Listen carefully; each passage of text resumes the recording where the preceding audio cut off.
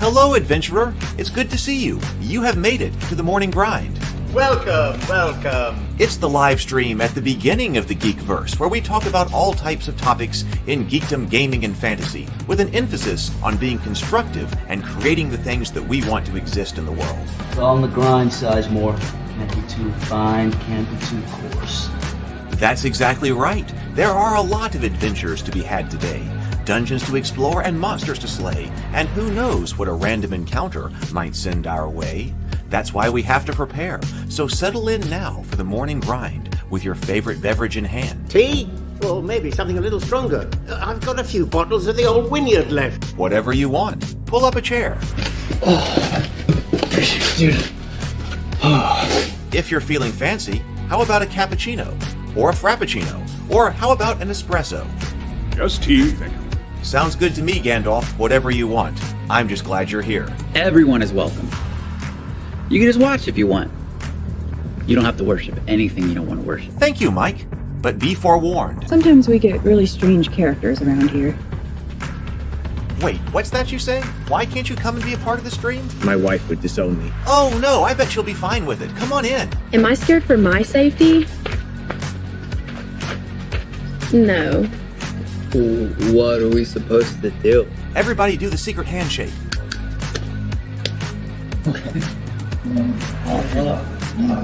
Secret cultist handshake. Oh, now do wizards who love each other. This, my friend, is a science. I still don't have gifts, but it's fine. It's all on the grind, son. Can't be too fine, can't be too coarse. Dude, this would be a sick place to bring the band. Indeed it would be, Dave. It really would. I'm seeing more people coming in. Welcome. Glad to have you here. Oh, look, here's someone new. Is this the cultist meetup? Yes it is. Come to hang out? Please accept me. I have nothing else. Okay, we accept you. Everyone's welcome here. Brought some snacks. Well, that makes things even better. You want some coffee? I don't drink coffee. You sure? It's cultist coffee. What makes it cultist coffee? I'm a cultist and I'm drinking it. Oh. Then I'll have some. What exactly is going on here? I'm seeing more people coming in. Welcome. It's so great to have you. Oh, and look, here comes another stranger. Can we help you? Yes, fellow cultists. I could really use some food. Oh yeah? Welcome. We have donuts. Oh, it's me. I'm glad I'm here. I'm sure you have a few questions for me, though. What's your name? Who do you work for? What god do you worship? Great questions, Rob. I'm Steve King, and I worship Nyarlathotep. No, not really. I'm just Heath, and I won't be worshiping anything this morning. But I will be your host. Welcome to the office. We're going to have a great time. I've got my coffee ready, because now it's time for the morning grind. If you could become a fish, that would be amazing. Then I could command you with my mental fish powers. Hello, good morning, everyone, and welcome to the morning grind. It is World Building Wednesday. We're going to be talking about Rabivania here and what's been going on. Although I'm sorry to say I haven't had as much progress as I would like. That's, all these things with all these different projects, they all go so slowly, it seems like. They all go so slowly. But hey, if you did not see last night's table talk, Brianna and I were discussing the children of Huron, and I really enjoyed that conversation. She and I are going to try to do more storytelling, more story analysis, because basically we're going ourselves to school. We did the cultists, which was part of the intro here. She and I co-wrote the cultist. She directed it. I produced it as kind of practice, figuring out how to put together a web show. So instead of going to film school, well, we just decided, hey, let's do a couple of seasons of the cultists and kind of teach ourselves the kinds of things that we need to know. And then also, of course, we've been doing screenwriting. And so we've been going to, we've been doing our own kind of study on all these stories. And I think it's fun to have some of our meetings live for story analysis. And last night was great. So J.R. Tolkien's Children of Huron, we talked about that last night. If you didn't see that one, I would definitely check that out. It's here on the channel. Hey, Zero the Blade, a channel member. Welcome, welcome. Tomocrat is here. Hello, got my tea ready. Hello, Nico. Desist Dawdling is also here. Good morning, Vision. James, another channel member. Thank you so much and welcome. Welcome. Please do hit the like button and subscribe if you are here. Good morning, everyone. Sable Phoenix is also here. James says, Brianna's a great guest, and I really like the conversations you've been having. She is. We have had, she is a great friend as well. Okay. Let's go ahead. Let's go to the messages. Everybody got their drink ready. If you don't have your drink ready, get your drink ready. We'll go to the messages, and then we'll have our sip, and then, well, I'll start talking about where we are. I'll start talking about where we are.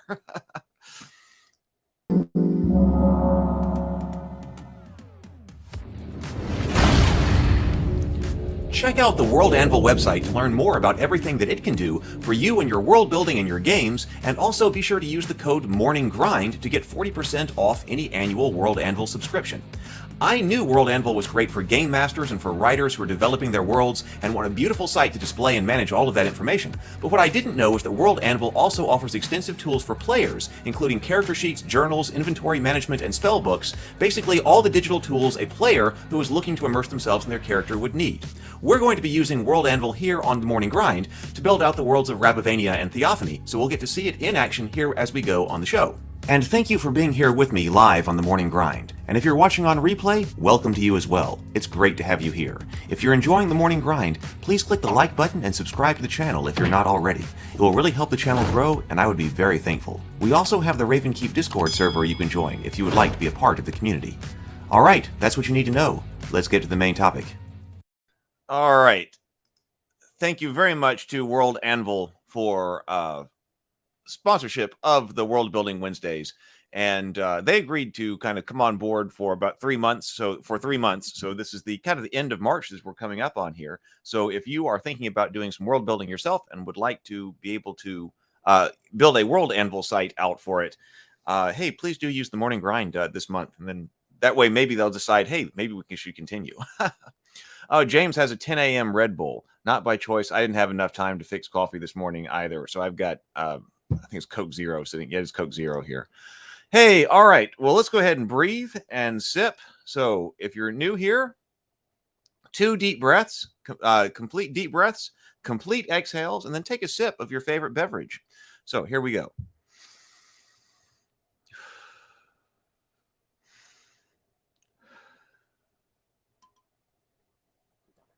Much better, much better. Okay. So I'll tell you what's been going on over here with Rabivania. The first thing this morning, I woke up this morning because I've started to get to work. But one of the things, I've got so many things are still on my list. These big rocks that need to get moved. So one of the things that needed to get moved was that the print-on-demand company had rejected my cover for Goodnight Sword.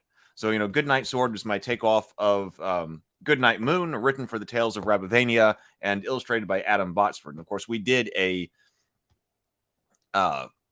animated version of that that's over on the Tales of Rabivania YouTube channel. But I want to be able to have physical copies of that, and so I decided that what I'm trying to do is I'm trying to move entirely toward digital things or print-on-demand things, rather than trying to coordinate large print runs of things. I'm just trying to get away from that because everything is taking so long. And plus, hey, it'd just be better if I can create things and not have to worry about the warehousing and supply and getting thousands of copies and things like that printed up, at least here in the beginning. So I got everything ready for that, for Goodnight Sword, but the cover file was rejected. So this morning, and of course, you got to figure out like what's wrong with that. And so finally, that's been on my plate for a long time. But finally, this morning, I said, all right, I'm just going to figure this out and figure out what to do with this cover.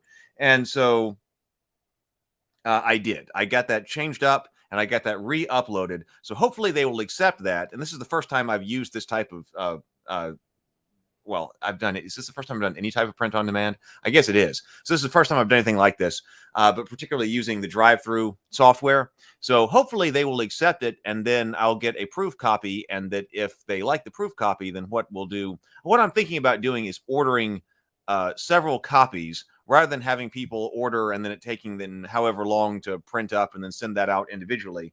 That's a reasonable way to do it.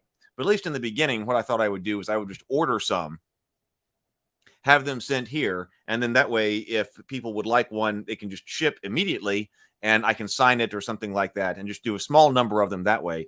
That way, we will have a hard copy of it. Hopefully, though, they will accept that, because I am looking forward to dedicating a part of my shelf over here to the writing that is going on. So I used some of my time in Rabivania to try to finish that, because I got to get projects done. I feel like there's so many projects going on, and there are a lot of them going on, but I need to be able to finish them. And so that was something that was jamming up that one, and hopefully now. Let's see. Good morning. Let's see. Oh, we got more people coming in here. Good morning, Robert. Good to see you. And Jason as well. And Thor, good to see you. James said, did they tell you why they sent it back? Like, do you know what to change? Oh, yeah, it was not, no, it wasn't like content restrictions or something like that. It was that the cover didn't fit the template right. It was something, I think actually it was the spine text that said the spine text is not within the certain margins that it needed for measurement and things like that. And Goodnight Sword was difficult to do because, okay, it was set up for digital distribution. Of course, you can get you can get the digital version of it on ravenkeep.net. I went over to Drive Through Fiction and I put it up on Drive Through Fiction, and then I wanted to make it available as print on demand. But the size, because we originally, I forget what size it was, but whatever size it was that we set that up for last year for a physical book, when I was going to send that off to physical printing to actually have it offset print, that size that we set the book up for is not a size that Drive Through Fiction, and I suppose the entire Drive Through system, allows you to actually physically print. So I had to go back and try to, because Brianna originally set all that up last year. So I had to go back and try to set everything up to be a size that Drive Through Fiction accepts. So that meant making all kinds of adjustments and things like that to be one off. I thought I got it right, but apparently I didn't get some of the cover stuff right, so it got bounced. So that's what happened. So now that's another reason why, when I was talking about the way that I want to go forward with this, is to come up with exactly what the products are.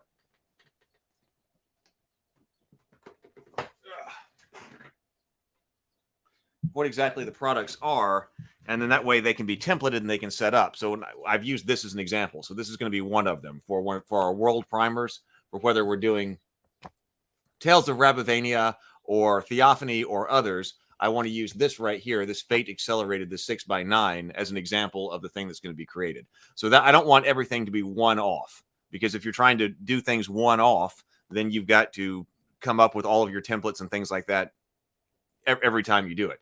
So, but what I'm going to do next with the Tales of Rabivania primer is say, this is the size, get all of my templates set up so that I know exactly what I'm making. And then later, the next book can come in and go right to the exact same template, and then right to the same template.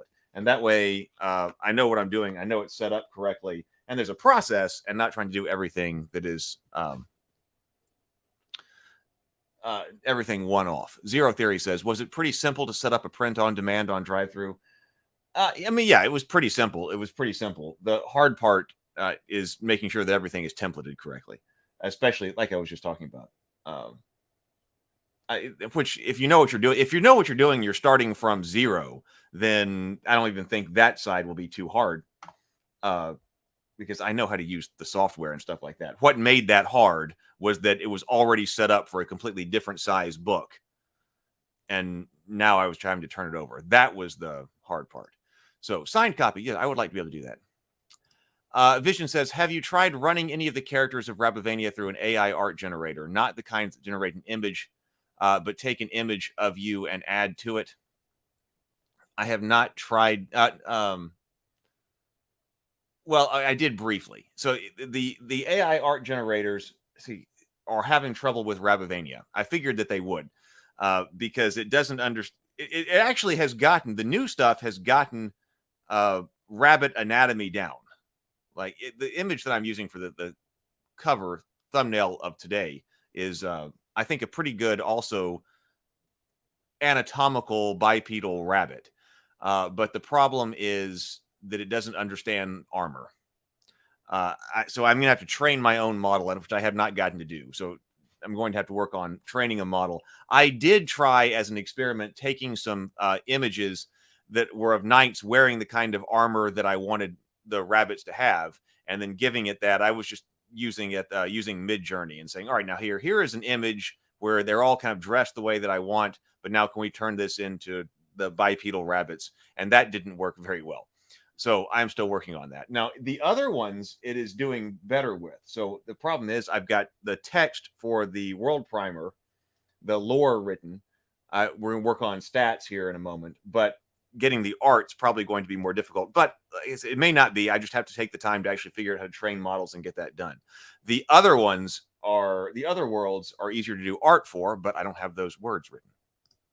Desist Dawdling says, I've also seen where children's book people will do a signed copy and then send another to a school or library. Well, I've thought about that too. If people want to like have one sent to a library, once we get them in, I would like to be able to do that. James says, makes sense. Are you using InDesign? The Adobe suite is fantastic, but I particularly love InDesign, especially for print. Yes, I've got InDesign, but I'm not as familiar with it. That's actually part of the hurdle here. I actually made up my cover template. I was trying to move things out of InDesign. Brianna used InDesign, so I have the InDesign files and all of that. But I'm not. That was another issue that I wasn't as familiar with InDesign, but I kind of made it work. I think I figured it out.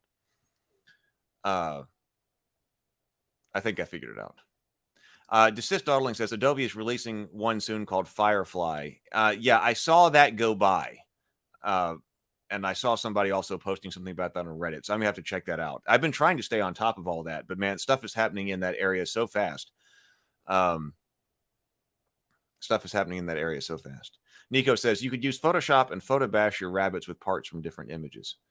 Yeah, I'm not that great with Photoshop.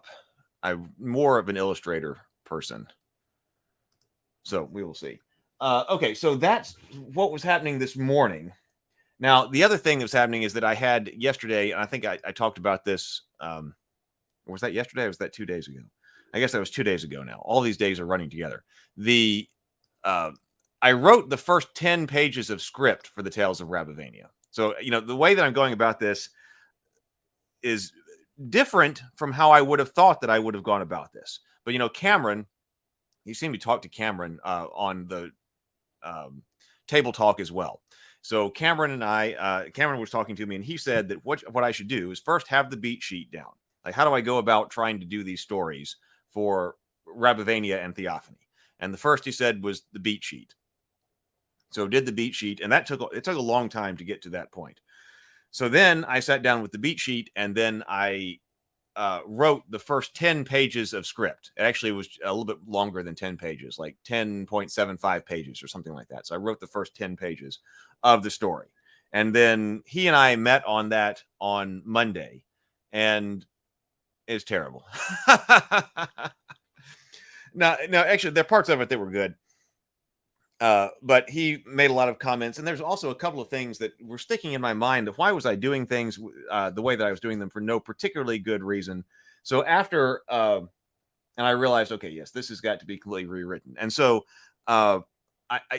one of the issues is the story is taking a long time. The story is going to take a long time, and that means that I can't actually bring out the story here on YouTube and stuff like that. I've mentioned before that I had written about 70% of a book that was the mythology of the rabbits for the Tales of Rabivania, but that got bounced too. Cameron said that couldn't go out. It wasn't ready. So that was going to have to be completely rewritten. And he said I needed a different kind of story anyway.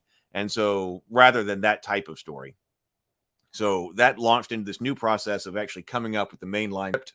First 10 pages, it needs help. And then I realized this morning, after I had worked with that cover, I was like, all right, now I need to work on some stats here for world building. And then I also need to take a look at script writing.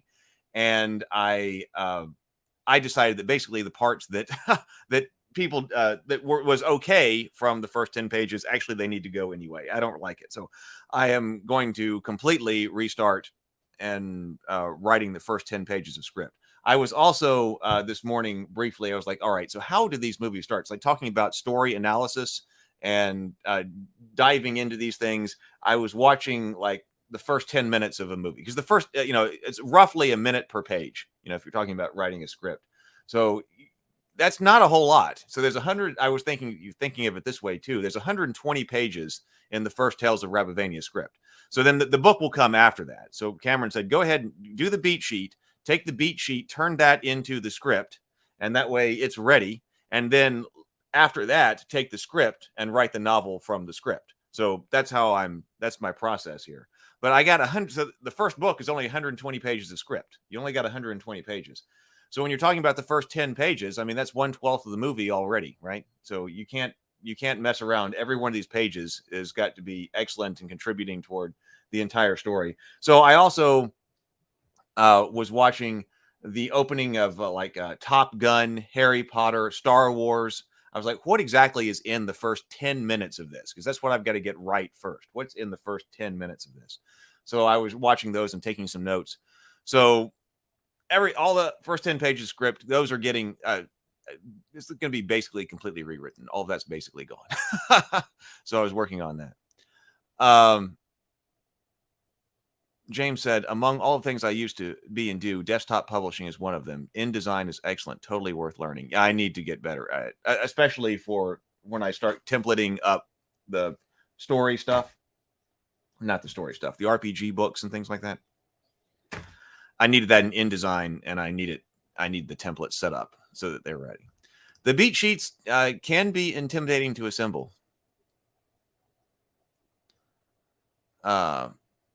Tomocrat says, I've heard that Drive-Thru RPG might be doing AI art restrictions on products. Really?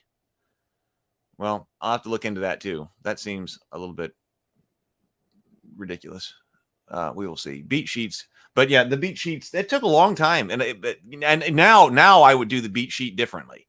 Because after having been through the first 10 pages, because I took the beat sheet and then every one of those sheets, there were 5 beats. So in chapter 1, so that means that's about 2 pages per beat. And I wrote those based on those beats. But now the actual scenes, they need to change. They need to change. Thor KC says, how long until Alexa tell OpenAI to create an illustration for page pretty soon? I like pretty soon. Pretty soon, I figure. James says, and script pages are far less dense than a novel page. Yes. Oh, by far. So yeah, there's not that many words. There's not that many words to convey what is going on here. So, I need more time. I would like to be able to get those pages rewritten by the end of this month. I was hoping to be able to move further forward than that, but being that I'm having to completely rewrite them, but it's extremely important to get right. Maybe this weekend I can set aside an entire day to just dive into this. Sable Phoenix says, as someone who had to use Quark for a document layout years ago, I absolutely love InDesign. It's probably the best layout software out there. Scene should follow the same structure as the overall script. 3 acts with conflict and resolution. Yeah, and why is any particular scene in there? It's getting, you think, where does the scene start? Where does the scene end? What's happening at the middle? Start, beginning, middle, and you got to dive into it and then get out of here. If that's true about DM's Guild, they will face a lawsuit faster than they can get dry cleaning done.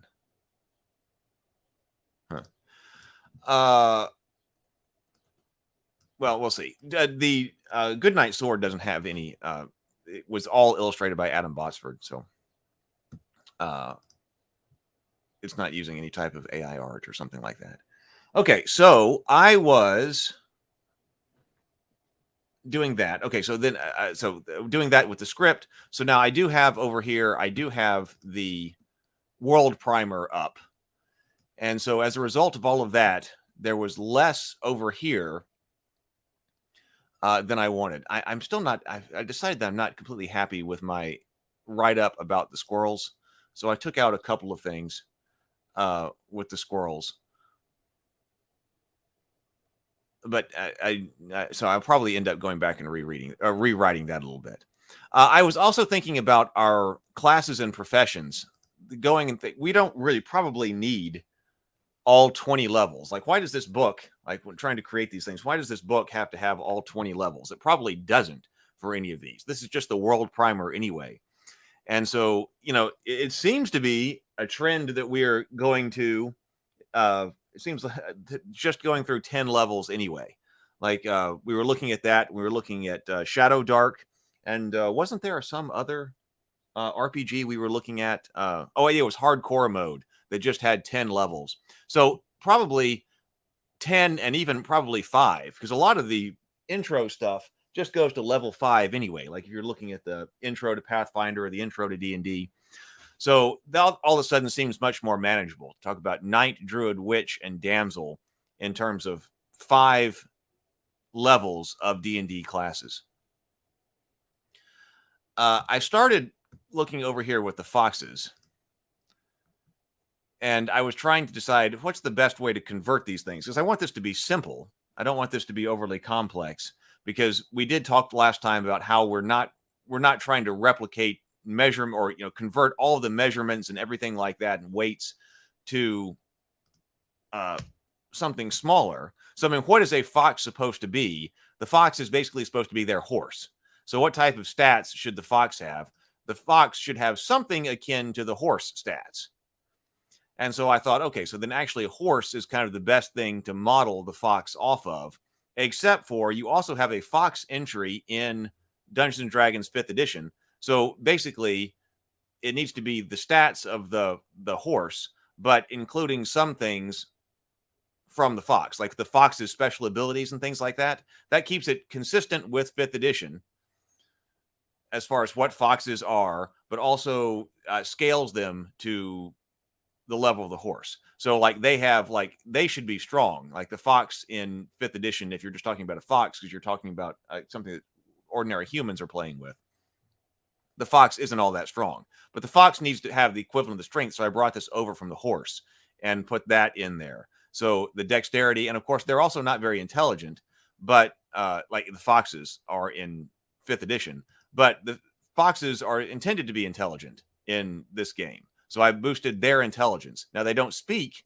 so we have no languages here, but they are intelligent. That may actually be a little high, but at any rate, they're intelligent, but they don't speak.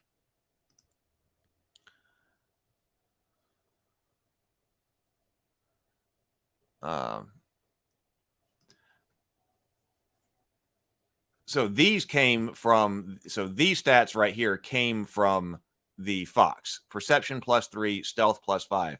Now here we've got dark vision. So they have the foxes have passive perception 13 and dark vision 60 feet. I'm probably just going to leave that in there because I'm talking about 5th edition.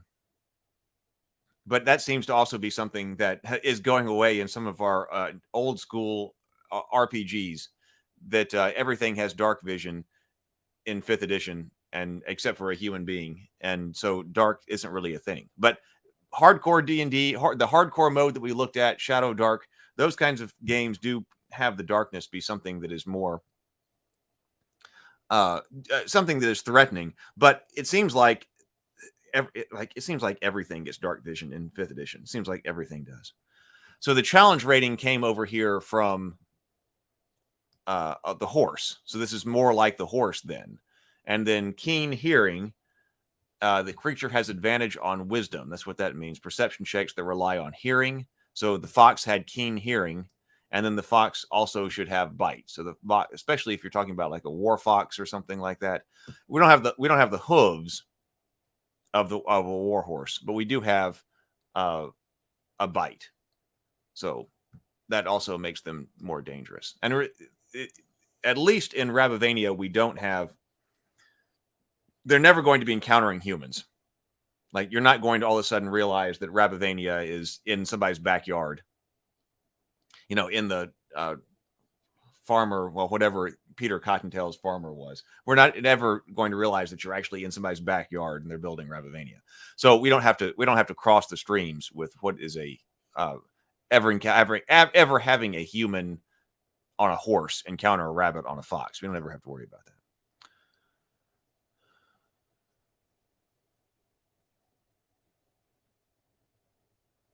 Yeah, Zero Theory. 5 levels and then a guide on how often levels should occur. Could do a skill system like Call of Cthulhu rather than character levels. Well, we could, but like, what is the purpose of the purpose here? Isn't to write a new RPG. That's Fated Edge when I get back to that, because I do want to do a Fated Edge world primer where I put those rules in there. But if this is the 5th edition book, then it needs to be the 5th edition version of the rules. Then it needs to be 5th edition, pretty much the way 5th edition runs. I think there needs to be like a 5th edition version of this. There needs to be a Pathfinder 2nd edition version of this, and then later we can do a Fated Edge version as well. Character levels might make more sense in this setting, though. Well, maybe, but like I said, if the goal of this book is if you're a 5th edition player, then here's the world primer, and inside is 5th edition rules. Because I figure, I was saying a while back ago that if you're doing a giant RPG book like what we had been doing for Journey to the Tree of Sorrows, and you're trying to write this thing that's the size of, the 5th edition PHB, a huge thing like this, it makes sense that you're going to have to stick with kind of one rule set. Because how often are you going to do this book, especially if you're independent? How often are you going to be able to do this book? Well, probably only once, right? So you pick one set of rules, and then that's just that. So we had to do that when we were doing Journey to the Tree of Sorrows. But if we're doing smaller books to start with, like this, well, then we could redo this book 2 or 3 or 4 times using different rule sets. So it doesn't bother me what rule set you and your table particularly like to use. So there might be some rules that some rule sets that might better or worse convey Rabivania, especially to me, in my opinion. So hopefully the Fated Edge will do it as sort of the best way, but, or at least the truest to kind of my vision. But I'm not really concerned about that. If other people want to play 5th edition or Pathfinder or whatever, let's just make those rules. Make this book with that rule set. Given the scale, wouldn't it be a different stat block entirely? Carl makes stuff. Well, it's okay. So we did talk. So we talked about that. So I said size, weight, and distance because you're never encountering anything. You're never encountering humans. Most of the creatures the player characters regularly interact with in Rabivania are similar in size to rabbits. Assume rabbits, raccoons, rats, weasels, and squirrels are all medium creatures. Mice are small. Treat foxes, coyotes, wolves, and similar creatures as large.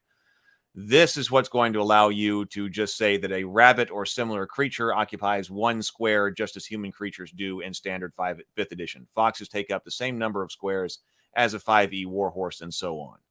Then if you do run into an elk or a moose, well, that's something that's huge, gargantuan, or colossal as appropriate. Treat weight similarly. There's no need to convert the weights of weapons or armor to calculate encumbrance or the amount that can be carried. Assume weights are given in Rabivanian pounds. That means a rabbit knight will be able to be armed, armored, or otherwise equipped, like an equivalent human knight. And I think especially for a world primer, that's the easiest way to get into it. You don't have to, if you're creating a character and you're looking at your character sheet, you don't have to completely rescale and recalculate everything about this.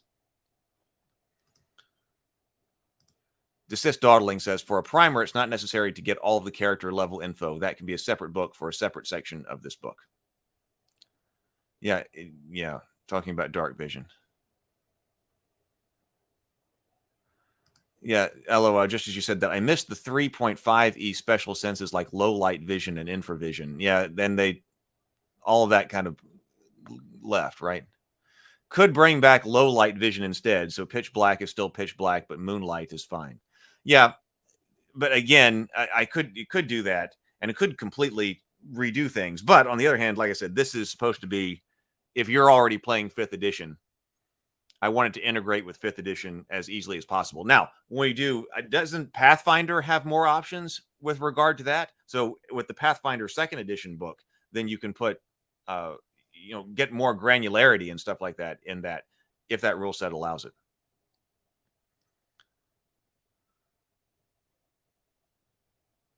Let's see.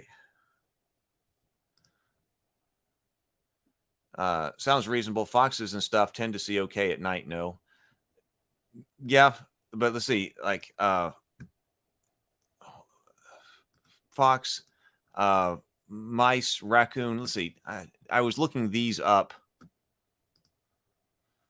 Like raccoon 5e D&D stats. Yes. Okay. So there is like a raccoon stats in 5th edition. So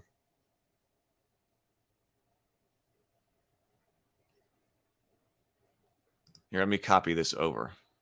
See, raccoon.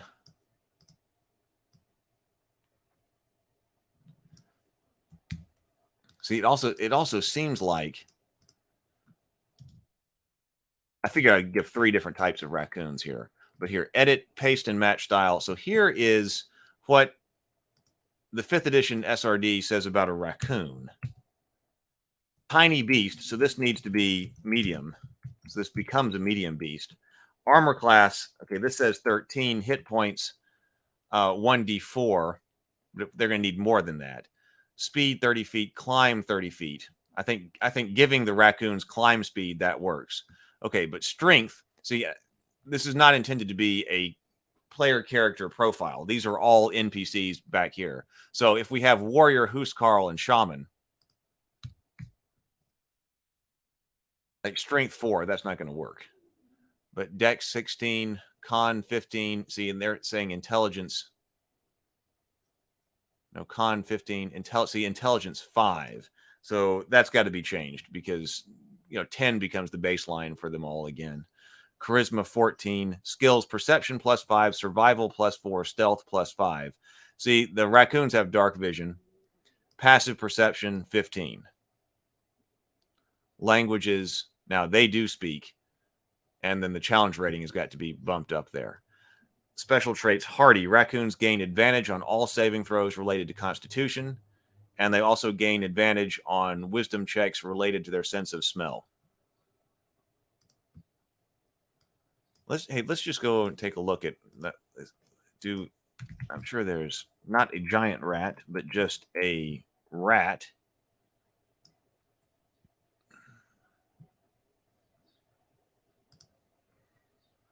Seems like a lot of things are going to have keen smell, which might not sufficiently distinguish creatures from one another. A rat. Let's copy this over. Edit, paste, and match style. So the rat's a bit slower, but they're probably about 30 feet. They're probably medium, so that might need to change too. See, we got to bump up their strength, intelligence, constitution. Oh, they're low on constitution. Intelligence 2, wisdom 10, charisma 10 -3, 4 -3. So lower charisma is probably fine. I figure we do some type of rat rogue here. But see, they've got dark vision to 30 feet. Languages they'll need to speak. Proficiency bonus. Keen smell. The rat has advantage on wisdom perception checks that rely on smell. And then they also have a bite attack. I think that's probably okay. Hey, let's see if there's a mouse. Wait, what is it the mouse says? Mouse 5e stats.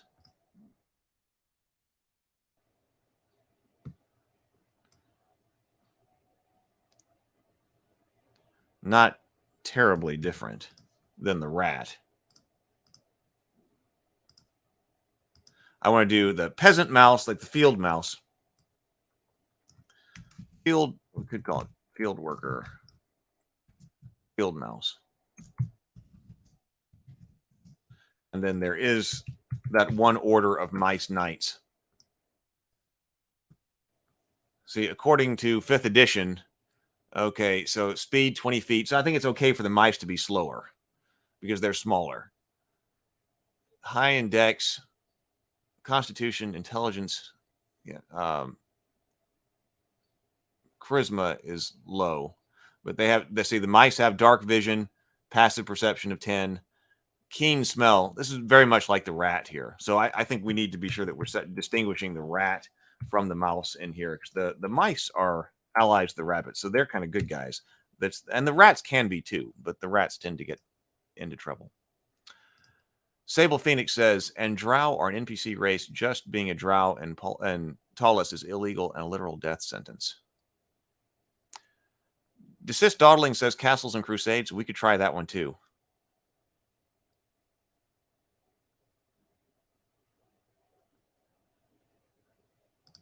Tomocrat says, I think the key is by keeping the themes some and no extreme world effects, Defiler, Magic, and Dark Sun, for example, Rabivania can work in any system.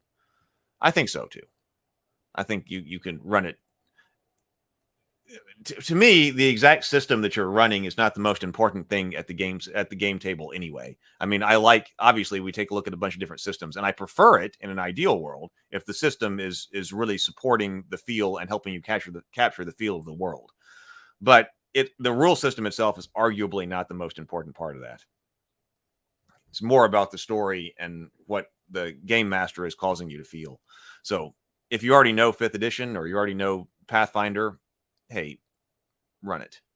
Keep the theme simple. Desist Dawdling says, so your main primer setting is 5e, and then you'll convert to Faded Edge later. Seems you are spreading yourself across multiple systems. Yeah, I think that's the thing to do. Like I said, because the goal will be to create smaller books in the beginning, why not spread yourself across a few different systems and try to remake this, especially in PDF form.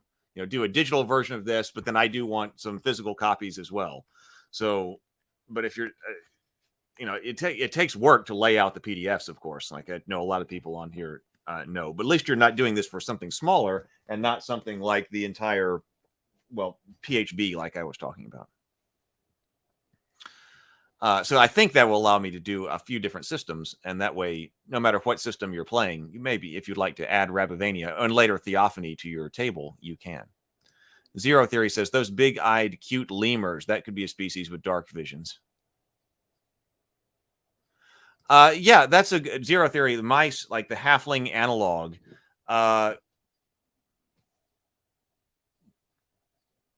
I hadn't thought about them exactly like that, but yeah, I think that you're probably right.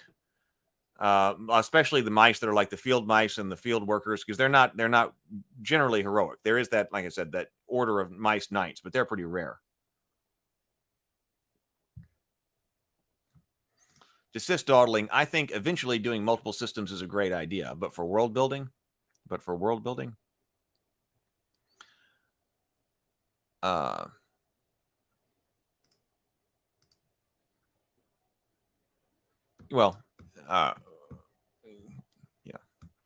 okay, so weasel. Let's see if there is a weasel over here. And then I'll show you a couple of other things that I'm working on as well. Is there a weasel?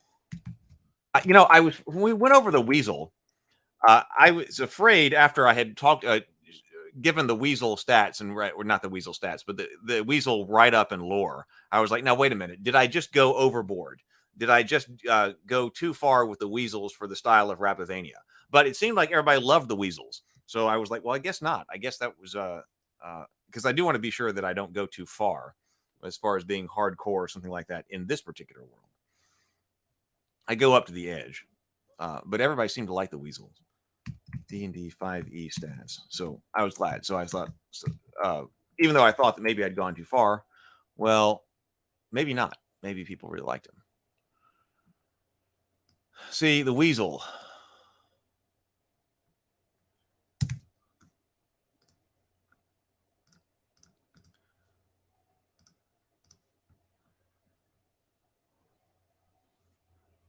Weasels move 30.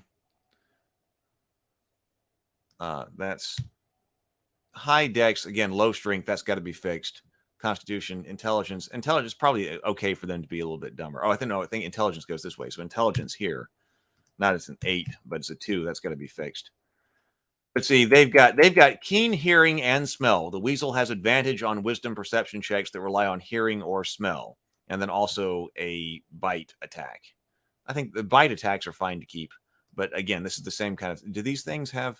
Whoa, these do not have dark vision. How about that?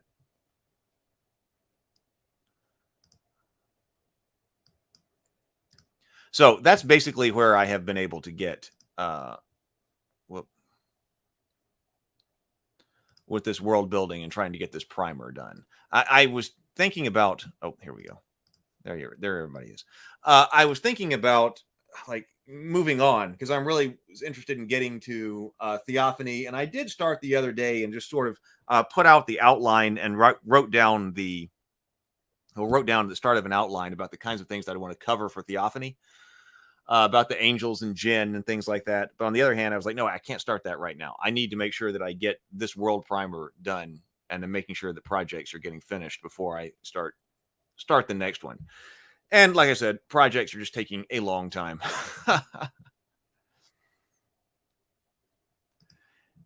Zero Theory says, if you don't have a species with an int bonus yet, I think the weasels could be it. Yeah, the weasels could be. I got fox, mice, raccoons, rat, weasel, snake, squirrel. Yeah, weasels might be good on for the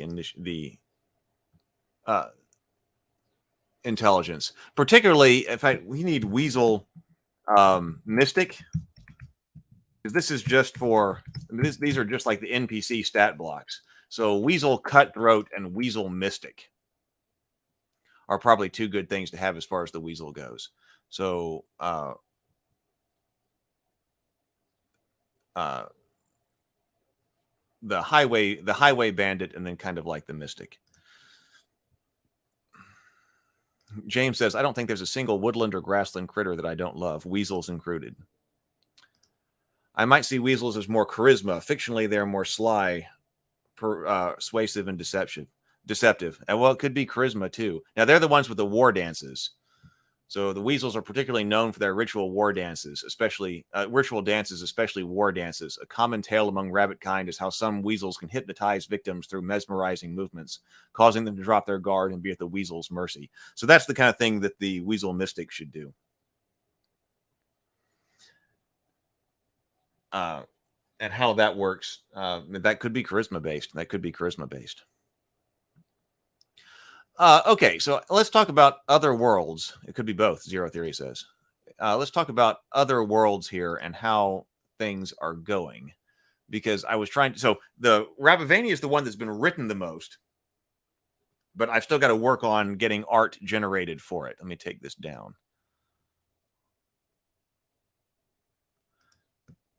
And then pull up the internet. So you can see all of these projects.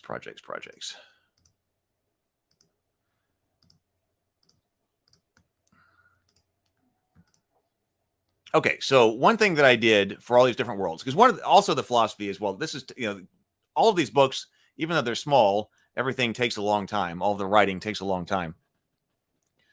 But also, I don't really know which particular world is going to be the one that people are most interested in. So, I don't want to spend an ungodly amount of time diving into just one.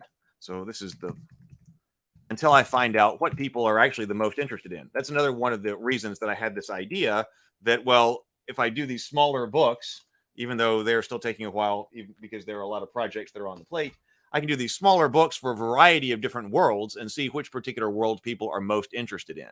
So the Black Cipher, was an example of our dark world of paranormal horror. So let me put this down here. So I'll put the link here. Black Cipher YouTube channel.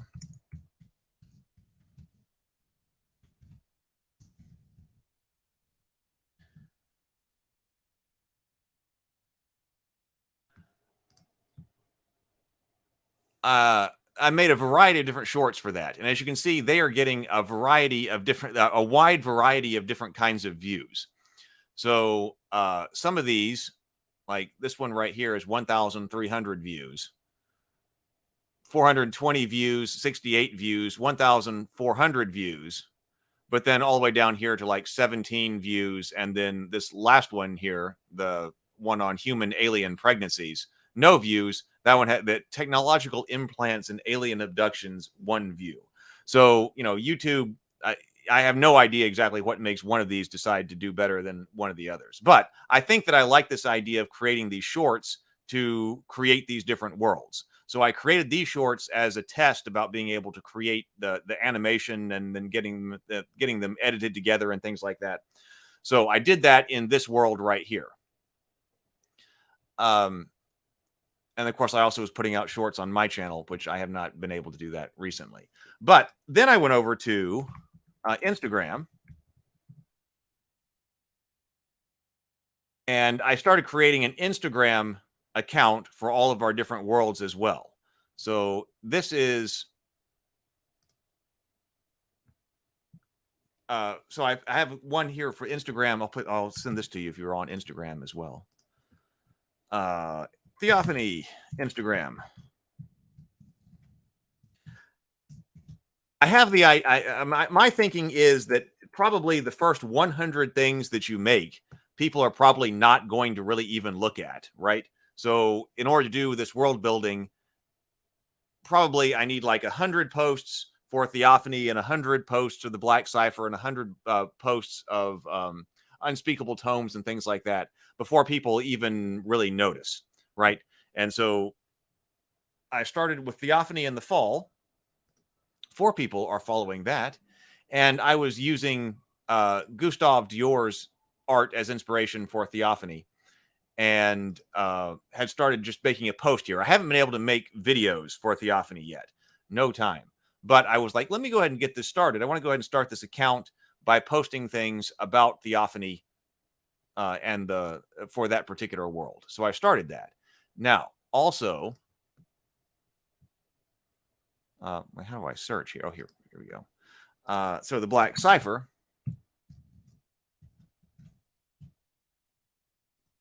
I created an Instagram account for the Black Cipher as well. So let me post this over here, the Black Cipher on Instagram. So we can kind of compare. So eventually we're going to be able to compare how all these different worlds are doing, which ones are actually the most popular, and then also compare, well, now wait a minute, on what platforms also are things happening to get views. So I said, hey, you know what? I've got these shorts that I did for the Black Cipher. Why don't I also post them over to Instagram? And so I posted, I haven't posted them all yet. I need to post one today, but I was posting them over here to Instagram as well to see what type of views. Like that one got 46 views, 7 views, but this is also a new account. So like I said, I probably have to post about 100 before somebody even notices. I'm wondering if I should do this on TikTok as well. I'm kind of anti-TikTok, but you could do this on TikTok as well and see what happens there. So the Black Cipher is there. And then also Unspeakable Cults. Now, I have not started one of these for Rabivania yet because I've got to train models and get stuff done with art. So Unspeakable Cults is right here. This is the fantasy Cthulhu horror. So Unspeakable Cults on Instagram.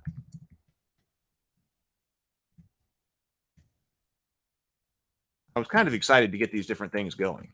I love this picture right here. This was, generated, of course, but I got this image based on some of Ambrose Bierce's work. For there be diverse sorts of death, some wherein the body remaineth, and some where it vanishes quite away with the spirit. And that's from an inhabitant from Carcosa. Of course, Carcosa comes from Ambrose Bierce. Which I really like. I like going back to the original for Carcosa. So that's a quote from Ambrose Bierce there, and I absolutely love this this image. I think it's fantastic. So I created that.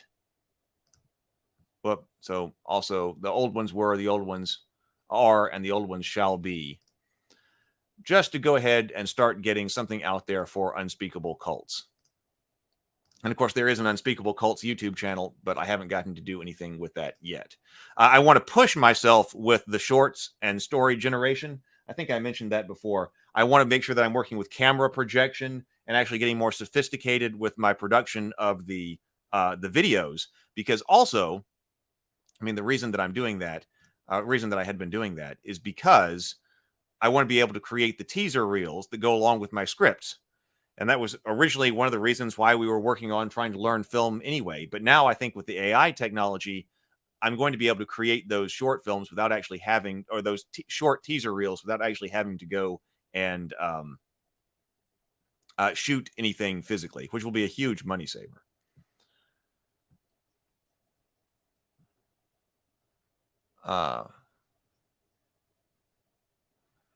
They're going to be badgers as well. Yeah. Not every creature is sentient, but I had planned on badgers being around at one point, so they may make it. They may appear. Desist Dawdling says Twitter has a pretty heavy game creation community. There are regular posts of sharing what you're working on and getting more eyes on your work. I'm not big on Twitter, but the community is great. Yeah, I hadn't figured out how to use Twitter yet for what I'm doing. I mean, I post to Twitter occasionally. I've really been off of Twitter for maybe a couple of years. I still go over there and check things occasionally, but I haven't really figured out how to use Twitter for the kinds of stuff that I'm doing. I don't know if all these worlds need Twitter accounts. I don't think that's the case. So we'll see. But one thing I did do for Unspeakable Cults. Let me open this up on the world building side of things.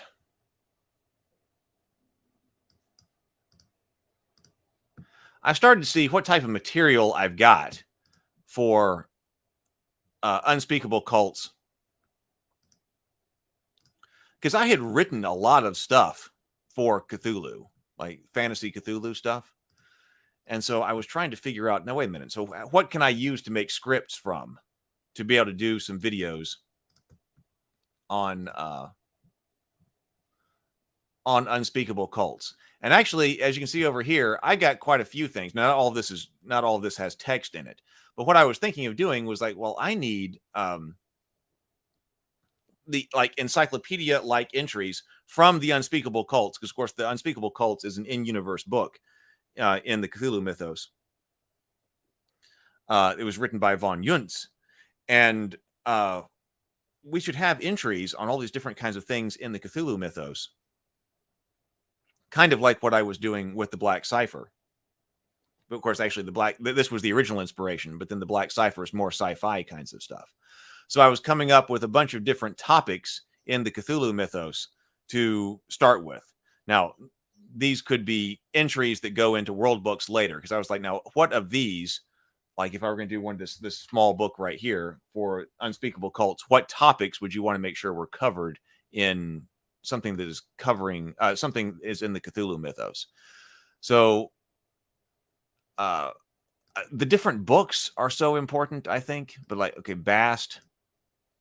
Well, I'm beach balling here. Bast, the cats, the cats from the Dreamlands cats, dealing with color, the Cthulhu idols, Cthulhu himself. I would want to mix this world with Dracula and the Charlemagnes. I think that coming up with some type of blend where the school where Dracula attended, the school of magic, is inside the Cthulhu mythos, I think would be really cool as like a precursor to Miskatonic. So I pulled this out just to get this organized, because I got to get all of this organized. So I pulled this out a couple of days ago to see what type of material I already had, and then what could potentially go places. Oh, and then the different quotes, because like Casilda's song from The King in Yellow, David had done a fantastic piece of art with that. But I think we could probably animate stuff for Casilda's song.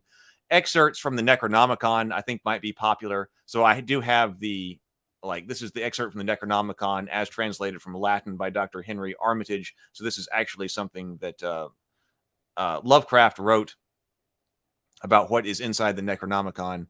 The transcription, the initial report of the Elder Things, this is the transcription of the report about the Elder Things that was coming across the wire on the Paybody expedition. Other excerpts from the Necronomicon, an English translation of the passage of the Necronomicon by Randolph Carter. And then, like, this is the different kinds of death by a passage from the Spiritual Essays, which was written by Bierce. In our world, written by Bierce, but in universe, written by this medium in conversation with the spirit. So I'm trying to organize all this material for all these different worlds.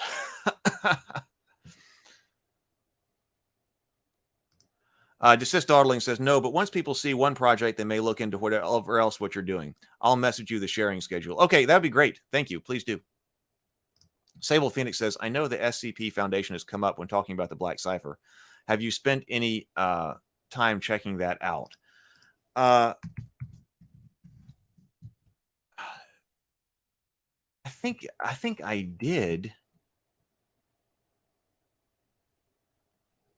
Yeah, I remember this website because I do remember it coming up before, and I said, oh, yeah, that sounds like something that I should know about. And so I did go over here, but I have not gotten into it in any greater sense of depth. But I'll leave that up over here so that I will.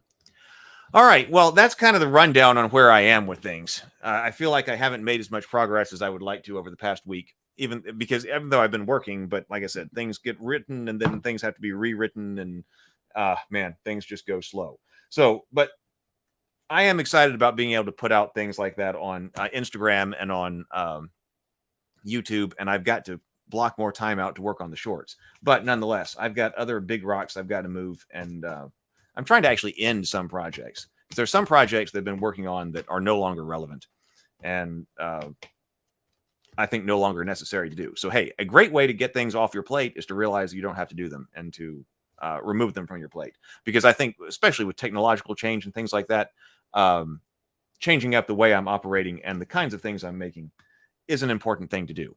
So no live stream tonight, but tomorrow we will be back on Shadow Dark. We'll be talking about Shadow Dark again tomorrow. I think we'll be starting with basically combat tomorrow. I've been kind of thinking about that game. I think we need to get more into it, but I was actually trying to figure out, so what is making this game so insanely popular? So obviously it's one of the big things that's going on in the RPG world right now. So I want to get into it and also kind of understand why it is so popular. So, I love talking game mechanics. If you want to bounce the ideas down, I'm down. Okay. Well, yeah, the game mechanics, I like the history and lore. The actually getting the game mechanics into the books is a necessary part of this, but my favorite part is always the world building. Okay, so I will see everybody tomorrow. We'll be talking Shadow Dark in the morning. So I will see everybody later. And until then, be creative.